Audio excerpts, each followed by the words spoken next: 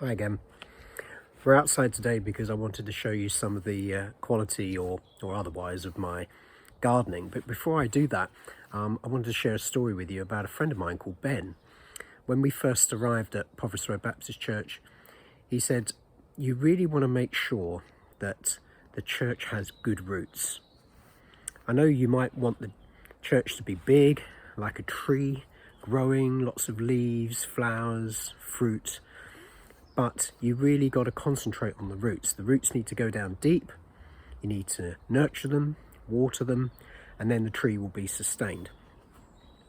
Well, really good advice. I wish I'd taken that advice actually out in my garden, because here's the result of a tree I planted a few years ago, and you can probably see that it's pretty dead.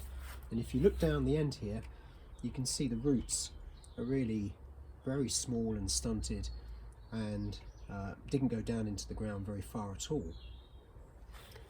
I dug the tree up yesterday and I was really upset because I really loved this tree. I admired it whenever I walked past it. It was a flamingo tree. It turned red and green and yellow, and it died. It died when the weather got hot. It got a bit scorched, the tree got scorched, and I prayed for it. I prayed it would come back to life, but it hasn't. The other thing I noticed was how easily it was taken out of the ground. It wasn't hard to remove. And we need to grow deep roots as individuals in God, but we also need to see deep roots being grown in the church. We don't want our churches removed as easily as this, particularly in these difficult days.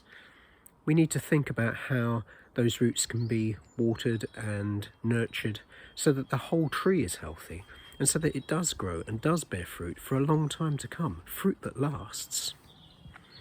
Well, it was a good piece of advice for me to take, and I'm really hoping that Provost, that is still a small church, will grow bigger, but that will be sustained by the roots that are going down into the ground. Now, what are those roots? Well, we could say that they are staying in the Word of God. They are a good prayer support life in the church. But they're also the fact that the roots are really like a community, if you like.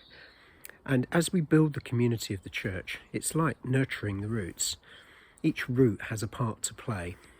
So we must stay in touch with one another in the church. We must work together to see the church and the tree, if you like, remain healthy. We don't go this Christian life on our own. We stick together.